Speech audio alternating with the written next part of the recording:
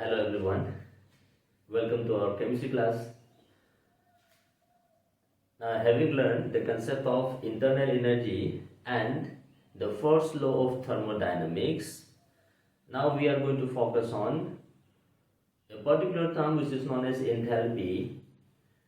And what is enthalpy? Then we will focus on work done, etc. So, in the first law of thermodynamics, we have just discussed that total energy of the universe is always conserved. That means energy can neither be destroyed nor created, but it can only be transformed from one form to another. That was the conservation of energy, or the first law of thermodynamics, which simply said float.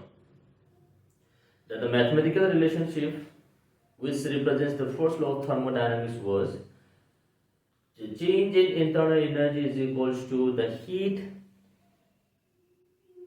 transferred between system and surrounding and the work done. Whether this is work done on the system or work done by the system, since this total summation of work done and the heat gives you the total energy content of the system at constant volume, which was defined as the change in internal energy. So we define that internal energy in terms of the total heat contained or the total energy contained of the system at constant volume. Now, whenever we carried out the reactions at laboratory conditions, we normally carried out the reactions at constant pressure, that is the pressure of the atmosphere, that is atmospheric pressure remains constant, that is 1 atm.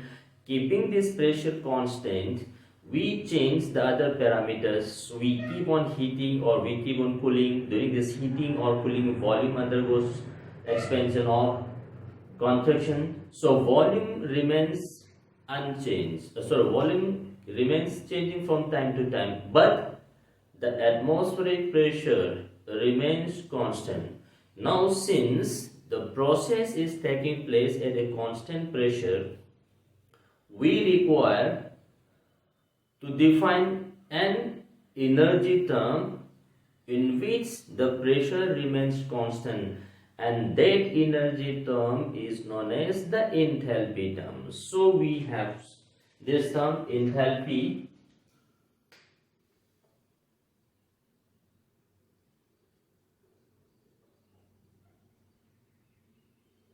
The symbol is capital H. So as I just mentioned, this is defined as the total energy or the heat contained of the system at constant pressure.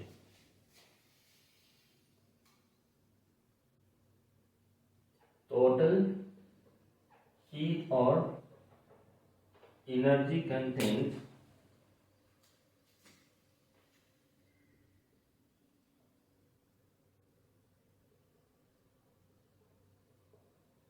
of the system at constant pressure.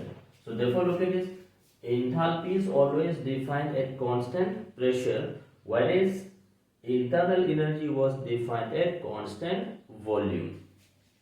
So these being defined as the total heat content or energy content of the system at constant pressure, we can say this Q is H is equals to QP, total heat content of the system at constant pressure.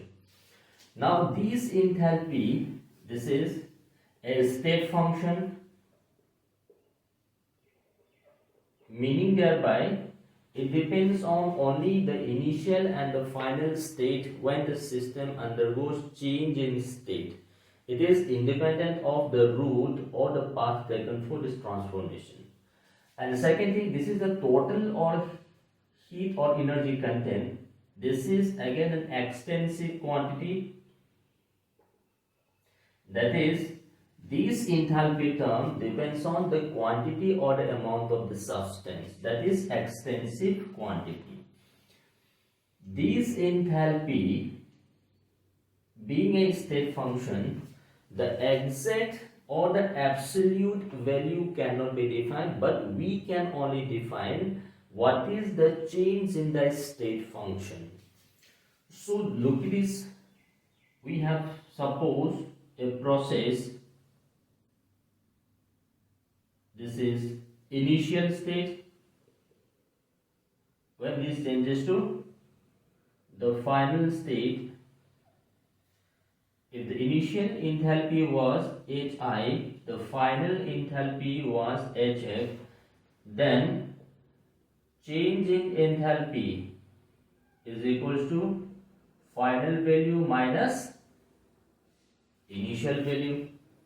But if we have a chemical change in which the reactant is converted into the product, that means for a chemical process, this is for any generalized concept in which system is changing from initial to the final state. So for this chemical process, reactant to product, this is the initial state, this is the final state.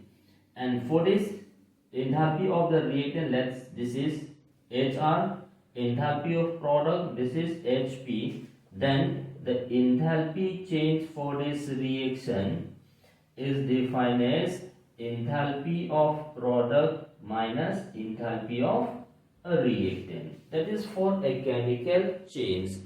But if the reactants and the products happens to contain more than one reactant or more than one product, suppose take this case, generalize, suppose A moles of A reacts with B moles of B, when this gives you P moles of C plus Q moles of D.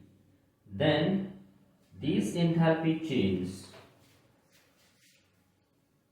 for this process, this is defined as the summation of the enthalpies of react products minus the summation of enthalpies of the reactants. So look at this difference, we have products P moles of C and Q moles of D. So this is P times enthalpy of C plus Q times enthalpy of D, that is the enthalpy of products, minus enthalpy of reactants, that is A times enthalpy of A reactant plus B times enthalpy of B reactant. So means if more than one reactant or more than one product is present, then we have to take the summation of the enthalpies of the products and the enthalpies of the reactants. These difference may be positive or may be negative, because we have a difference here.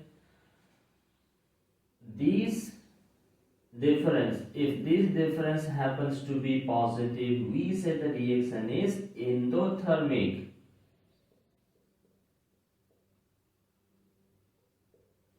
If the difference happens to be negative, we say the reaction is exothermic.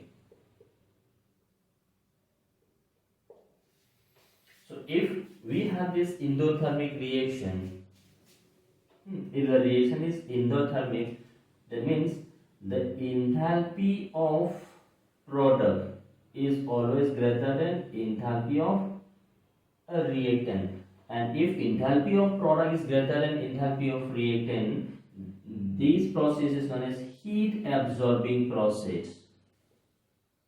So heat is absorbed. If we have exothermic, means the enthalpy of a reactant will always be greater than enthalpy of the product. If enthalpy of reactant is greater than the product, that means heat is released by the system. Heat released.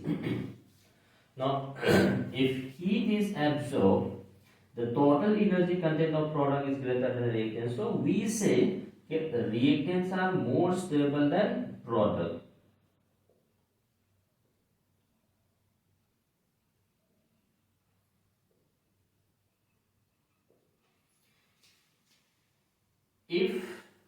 the system is releasing energy, enthalpy of product is less than enthalpy of reactant. That means products are more stable.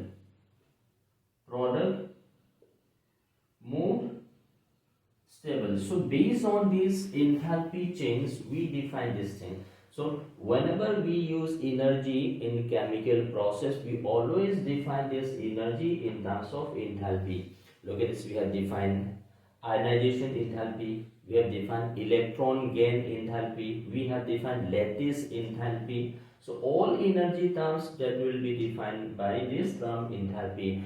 The reason being, we carried out all this reaction at laboratory condition, keeping the pressure constant, that is the atmospheric pressure. So this is enthalpy. Now the mathematical relationship for this enthalpy,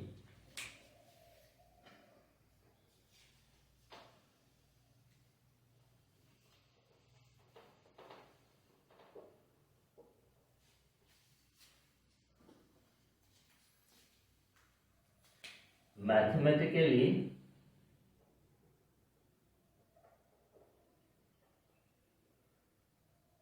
this enthalpy H is equals to U, that is internal energy, plus pressure, volume, work. So mathematically enthalpy of a system is equals to the total energy contained at constant volume plus pressure, volume, work. So pressure into volume is defined as the unit of energy. So this is enthalpy. Now for a chemical process, we define this enthalpy as enthalpy change, or for any process. So therefore delta H, change in enthalpy, will be equals to change in internal energy plus change in pressure, volume.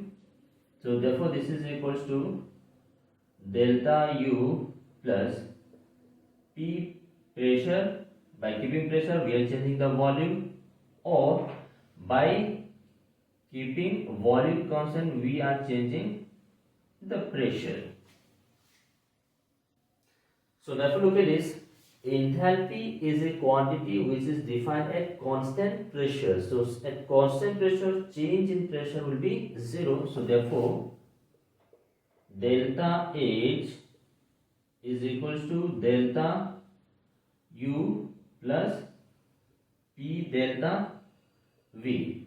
Delta P equals to 0 because enthalpy is defined at constant pressure. So this is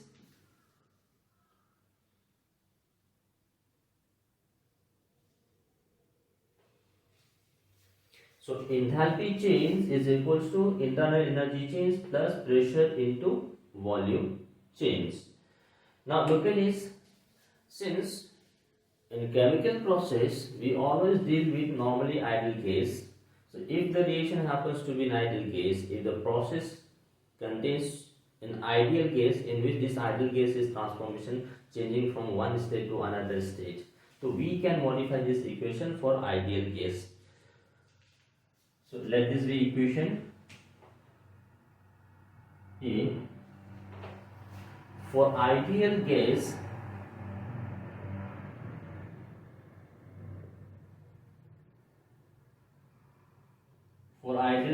we have this pressure into change in volume is equals to delta Ng RT. What is delta Ng? Is equals to the difference between the number of moles of gaseous product minus number of moles of gaseous reactant. So N stands for number of moles, delta matlab change in number of moles, G for gases.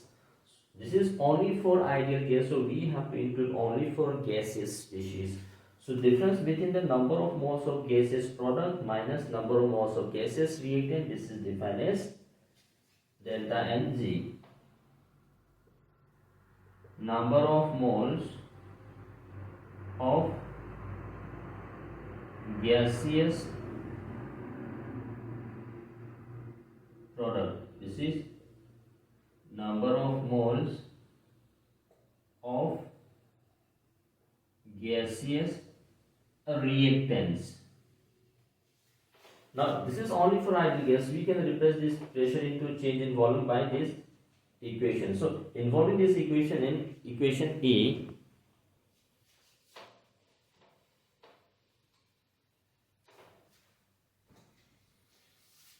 so therefore from equation A,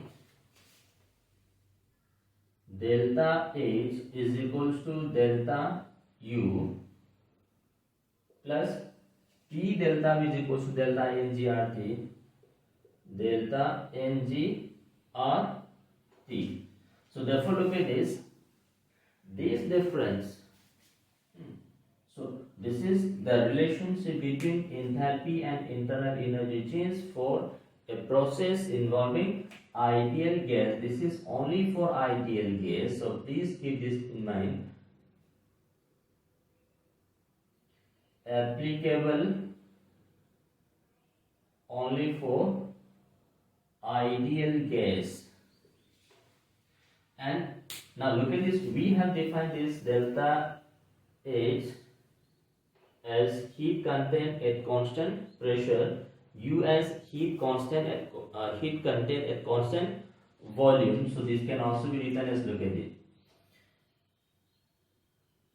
QP is equals to QV plus delta NGRT,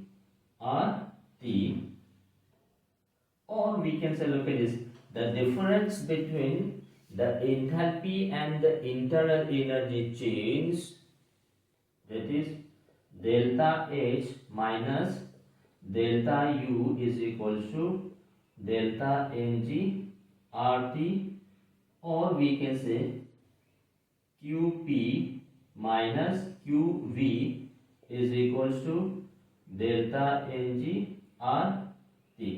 So therefore look at this difference between delta H and delta U. This can be positive, this can be negative, or this can be 0.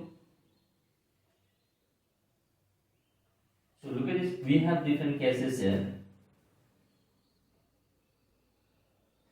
If here's one, delta Ng is equals to 0, means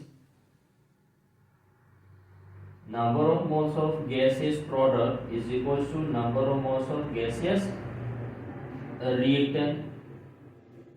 If delta Ng is equals to 0, then delta H is equals to delta U. That means in any given chemical process, if the number of moles of gaseous product and number of moles of gaseous reactants are same, then the enthalpy change and the internal energy change will always be 0. Take this example. So we have a reaction. Carbon solid combines with oxygen gas. When this gives you carbon dioxide gas. So if you look at this reaction is completely a balanced reaction. So in this balanced reaction, this is solid, this is gas. So number of moles of gas is 1 reactant. Number of moles of gaseous product is 1. So therefore look at this, number of moles of reactant, that is 1. Number of moles of gaseous product, this is also 1. So for this process, enthalpy change and the internal energy change will always be 0. Sorry, equal, because delta Ng is 0.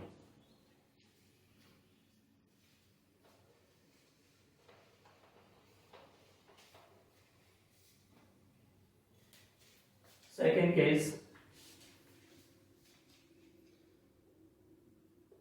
if delta Ng is positive, or greater than 0. Difference is positive or difference is greater than 0. It means number of moles of gaseous product is always greater than number of moles of gaseous reactant. If this condition is there, then delta H will always be greater than delta U, because delta H is U plus some positive quantity. So obviously delta H is greater than delta U. Take this example. We have looked at this ammonia gas. 2 moles of ammonia gas on decomposition gives you nitrogen gas plus hydrogen gas. So therefore look at this, we have this balanced reaction. The number of moles of reactant is 2, number of moles of gaseous reactant is 4. Reactant 2, number of moles of gaseous product 3 plus 1, 4. So delta Ng is positive here. Third case, if delta Ng is negative or less than 0, that means number of moles of gaseous reactant is greater than number of moles of gaseous product, then the process is having delta Ng negative. So if we have this, then delta H will always be less than delta U. We can take this example, take this reaction, reverse reaction. Nitrogen gas combines with hydrogen gas to give you ammonia gas. So for this, look at this. Number of moles of gaseous reactant is 2, 3 plus 1, 4. Number of moles of gaseous product is 2. So delta Ng comes out to be minus 2. So we have this. We can also take a look at this. PCl3 gas combines with Cl2 gas. When this gives you PCl5 gas. So number of moles of gaseous reactant, that is 1 plus 1, 2. Number of moles of gaseous product, that is 1. So again delta Ng comes out to be negative.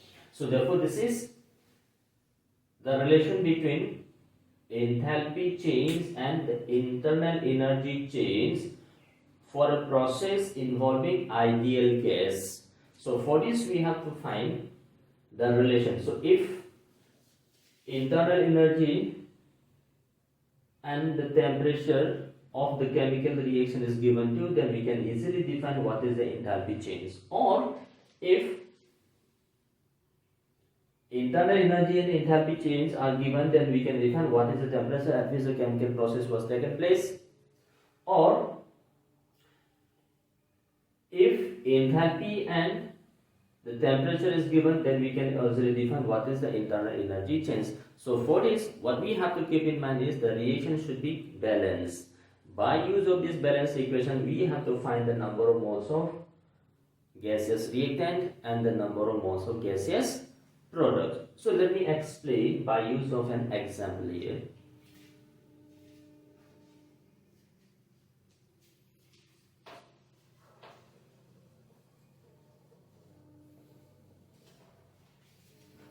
So we have this chemical process. Suppose we have this combustion of methane. So we have CH4 gas plus oxygen gas, that is combustion of methane, in which we have carbon dioxide. So look at this at 25 degrees centigrade, that is room temperature condition. So at this temperature there is a formation of H2O liquid, because at room temperature water will remain as liquid form. So balance this reaction. So we have 4 hydrogen, multiply this by 2, so hydrogen is balanced. Oxygen is 2 plus 2, 4, so we multiply this by 4. Carbon is balanced. So this is the balanced chemical reaction. So at this particular temperature is clearly mentioned here, that is 25 degree centigrade. Now look at this, we have to find the delta Ng. So look at this, number of moles of gaseous reactant. So this is reactant, we calculate 1 mole of methane plus 2 moles of oxygen. So 1 plus 2, that is we have 3 moles of gaseous reactant. Number of moles of gaseous product, look at it, this is liquid, so we don't have to count this. This is gas, so we have 1 mole of gas. So therefore look at this, delta Ng, that is number of moles of gaseous product minus number of moles of gaseous reactant. So product is 1, 1 minus 3, that is minus 2. So look at this, delta Ng is negative. We have temperature given as 25, that is 298 Kelvin. So therefore look at this, delta H is equals to delta U plus delta NgRT. So therefore delta H is equals to delta U, delta Ng comes out to be minus 2, so this is minus 2 RT, or delta H is equals to delta U minus 2 R. This is energy joule. So R must be in terms of joule, that is 8.314 joule per Kelvin per mole, and T already mentioned, this is 25 degrees, that is 298 Kelvin. So this is how we define the relationship delta S and delta P, or U form this chemical equation. Okay.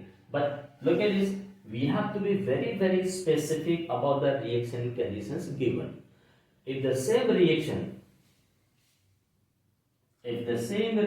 is carried out at 100 degrees centigrade, look at this, CH4 gas combines with 2 moles of oxygen gas, and the reaction is carried out at 100 degrees centigrade. So now look at this, we have this H2O. Now 100 degrees centigrade, this is the boiling point of water. So at this particular temperature, this liquid will be converted into the vapor form. So at room temperature condition, H2 was in liquid state. But if the reaction is carried out at 100 or above 100 degrees centigrade, then this liquid water will be vaporized. So this is converted into the vapor. So if this is the case, look at it. Number of moles of gaseous reactant is 1 plus 2 equals to 3. Number of moles of gaseous product, again it is 1 plus 2, 3. So therefore look at this, delta Ng, that is number of moles of gaseous product minus number of moles of gaseous reactant, this comes out to be 0, 3 minus 2. So the same reaction, if temperature is changes to 100 or above 100, delta Ng comes out to be 0. Therefore, delta H is equals to delta U for this chemical process involving these gases, assuming that these gases are ideal gas. So this is how we define the relationship between delta H and delta U for a process involving ideal gas.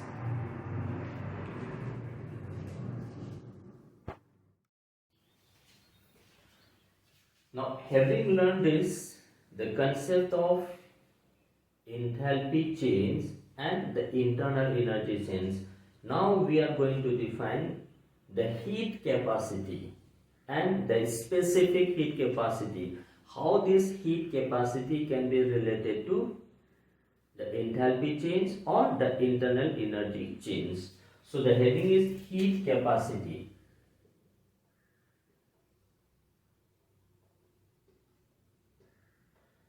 Symbol is capital C, is used as symbol for heat capacity.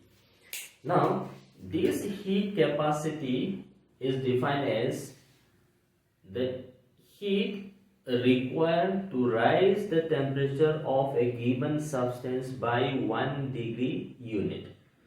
So suppose we have a given substance, so how much heat have to be supplied so that this temperature changes by 1 unit. So to change this temperature of the given substance by 1 unit, how much heat is to be supplied? That heat is defined as the heat capacity. Therefore, definition says heat required to rise the temperature of a given substance of a given mass of substance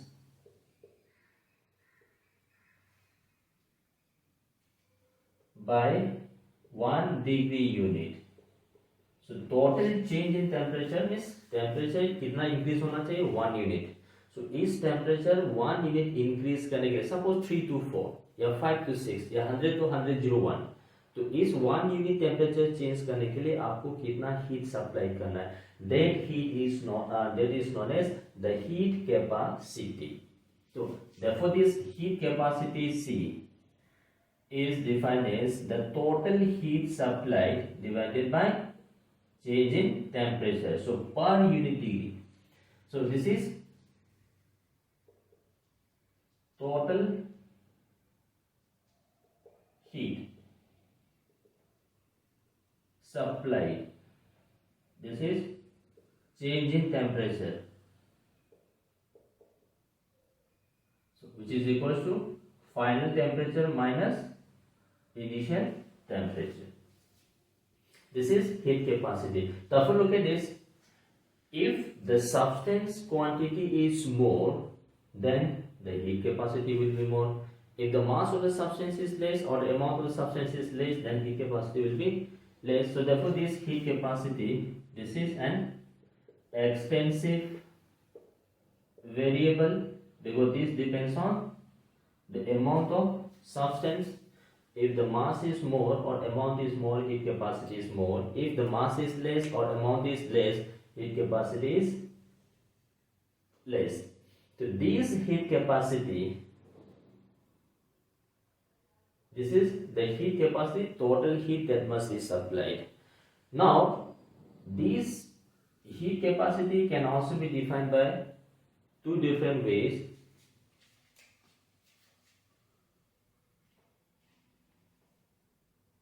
Before this, let me define this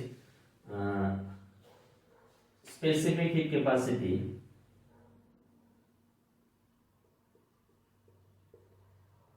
Specific heat capacity. This specific heat capacity is defined by small s. Specific heat capacity.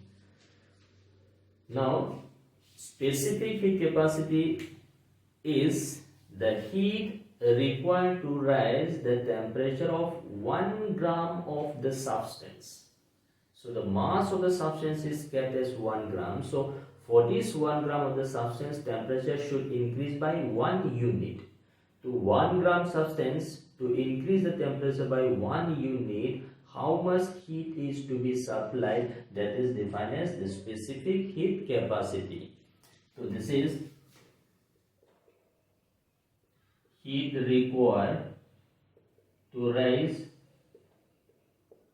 the temperature of 1 gram of a substance by 1 degree unit. So temperature has to increase by 1 degree. The mass of the substance is kept at 1. So this specific heat quantity, heat capacity, this is intensive. Why? Because the mass is constant. This does not depend on the mass because mass is already fixed at 1 gram. So this is mass independent, whereas this is the mass dependent. So this specific heat capacity is this is the heat capacity, total heat capacity divided by the mass of the system. So total heat capacity divided by the mass of the substance. If you are having molecule, we will type this molecular mass. If you have an atom, we will type this as gram atomic or gram molecular mass, or this is total mass of the substance. Now if you look at this carefully, this heat capacity, this is defined as Q by delta T. So this is Q by delta T divided by mass. So therefore look at this total heat involved is equals to mass of the substance into specific heat capacity of the substance into change in temperature. So this is the relation between the total heat transferred to the system and mass, specific heat, and the change in temperature. So this is the total heat. Mass is gram. If you are having molecular mass, gram per mole. Specific heat capacity by divided by mass, changes temperature in terms of Kelvin. So this heat must be in terms of joule. So this is the specific heat capacity. So this, look at this equation. Q is m into S into delta T. Specific heat capacity into the mass, total mass of the substance. This value, this is equals to the total heat capacity, that is C, into delta T. This C, total heat capacity, is equals to mass into specific heat capacity. But sometimes look at this. We use molar heat capacity. If we use molar heat capacity, then this mass must be in terms of molar mass, because 1 mole of the substance, what is the heat capacity for 1 mole of the substance, that is known as molar heat capacity. So this is the relation between heat capacity, specific heat capacity. So heat capacity is equals to mass into the specific heat capacity, that is the total heat capacity. Total heat transfer to the system is equals to heat capacity into change in temperature, or look at this, mass into specific heat capacity into change in temperature. During this process, temperature has to increase by 1 unit. If more than 1 unit, then total heat supplied must be more and more. So this is how we define that is heat capacity. And be specific, this specific heat capacity is intensive because mass is fixed at 1 gram, but heat capacity is an extensive because the mass is not fixed. So if we are having larger substance with larger mass or with a smaller mass, then this specific heat capacity will always be fixed for the same quantity. So this is specific heat capacity. Now this specific heat capacity is defined in 2 different ways. So I'll rub this.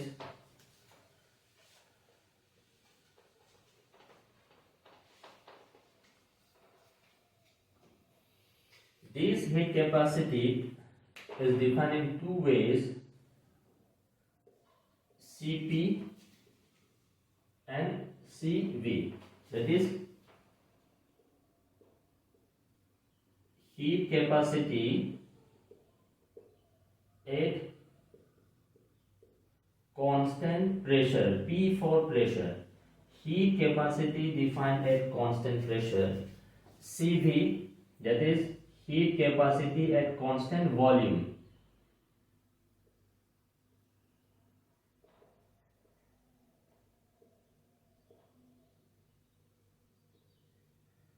So V for constant volume, P for constant pressure. For any given substance, the Cp value is greater than the Cv value for a given substance.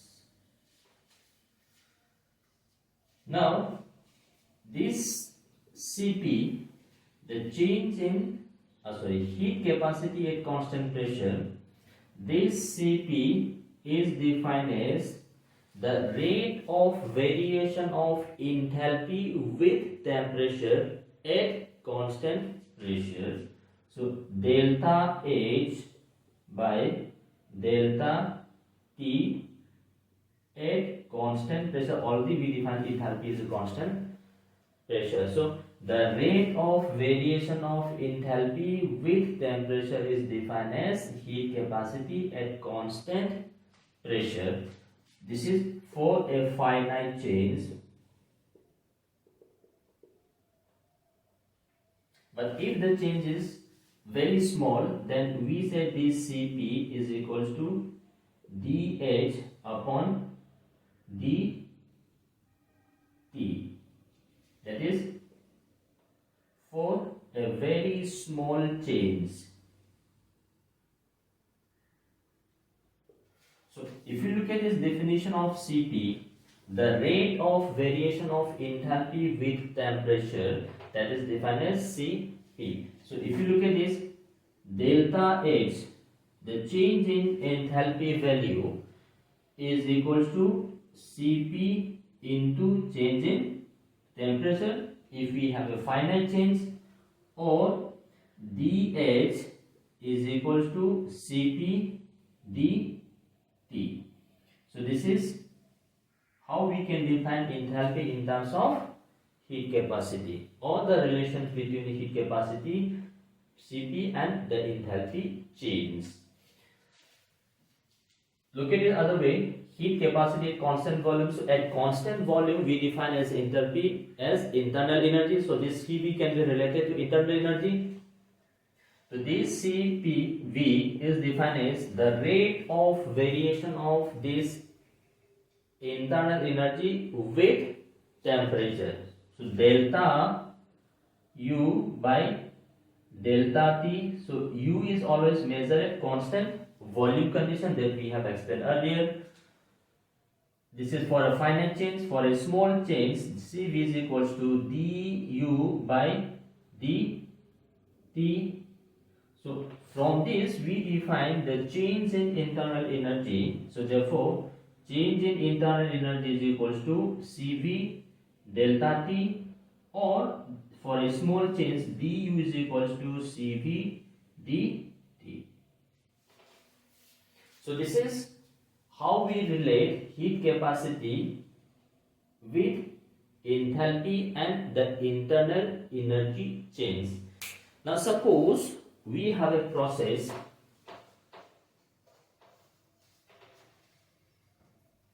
Suppose we have this chemical reaction. H2O liquid is in equilibrium with H2O vapor. So we have an equilibrium, means liquid is converted into vapor, vapor is also converted into liquid. So liquid, water liquid going into vapor, this is possible only at 100 degrees centigrade. So at 100 degrees centigrade liquid water boils. So at that particular point both vapor and the liquid exist. So we have this process. Now for this process, look at this, the process is taking place at a constant temperature, that is then 100 degrees centigrade. If this is the case, now look at this. What is the value of Cp for this process? Now we define this Cp as delta H by delta T. Now liquid is changing into vapor, so we have certain values of delta H. But the process is taking place at constant temperature. Now since the temperature remaining constant, so delta T will be equals to 0. If delta T is equals to 0, that means this Cp is equals to delta H divided by 0. Something divided by 0 is undefined. So therefore we say the Cp is. So we have to be pretty much sure this Cp and Cp will be defined provided there is a change in temperature. If there is no change in temperature, the value will comes out to be infinite.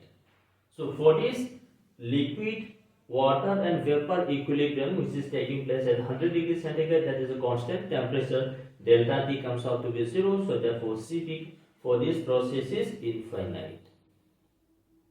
So this is heat capacity in constant pressure and constant volume. Now we have to find the relation between these two.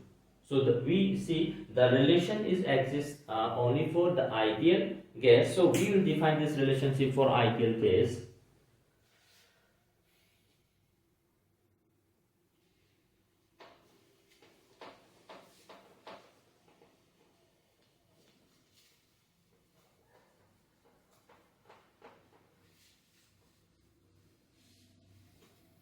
The relation between Cp and Cv.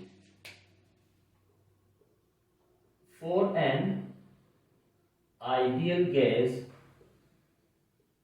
Cp minus Cv is equals to nR, where n is the number of moles of gas,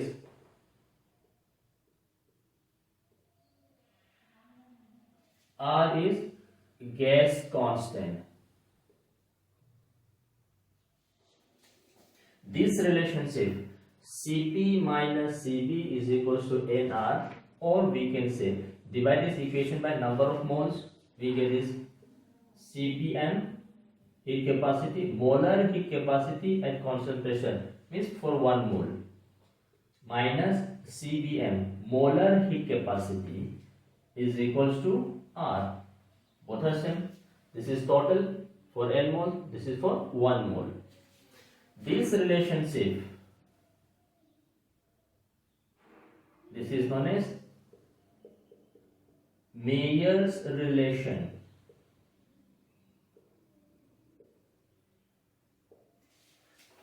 So this is only for ideal gas. So for an ideal gas, Cp minus Cv is always equals to nR, where n is the number of moles of gas, or Cpm minus Cvm is equals to R. Another relationship that is in terms of Poisson's ratio. So we define a term gamma, which is defined as Cp upon Cv. This ratio is known as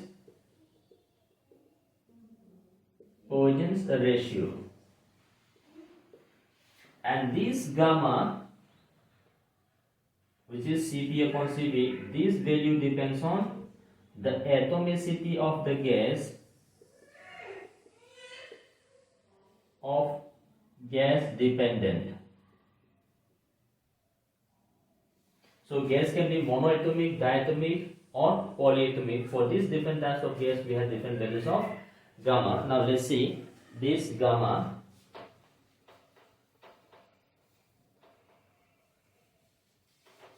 So we'll find this Poisson's ratio.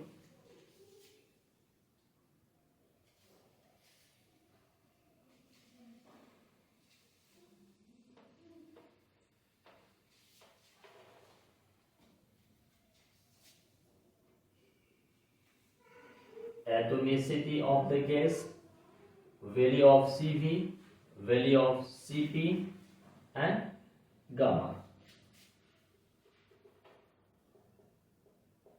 Monoatomic means atomicity is 1. Example, we have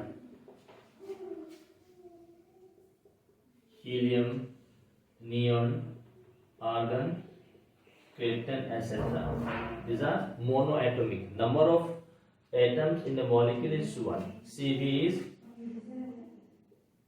3 by 2 R. Cp is 5 by 2 R. So gamma is 5 by 3 or 1.66. That is the value of gamma. We have diatomic when atomicity is 2. Take this example: hydrogen gas, fluorine gas, chlorine gas, carbon monoxide, nitric oxide, etc. We can have nitrogen gas, etc. These are diatomic, in which the number of atoms in a given molecule is 2. Cv is 5 by 2 times R.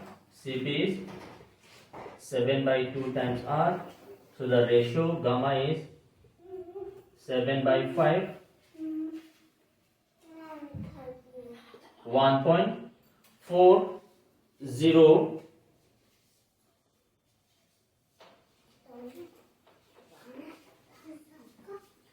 for tri or polyatomic